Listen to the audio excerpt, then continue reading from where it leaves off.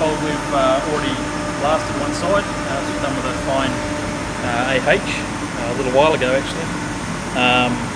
So what we're going to do is just do some C bead, which is the larger bead, just what we've got in the cabinet at the moment, just to see what the difference is.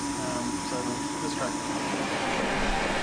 So the original blasting was done actually 9 years ago, believe it or not. It's been sitting in a box all that time. I thought it'd be good to do a comparison with the C bead so you can see them side by side.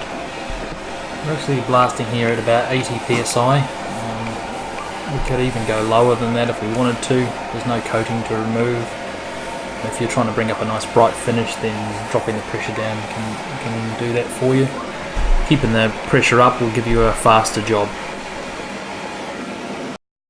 Okay, now just a comparison of the unblasted and the AH.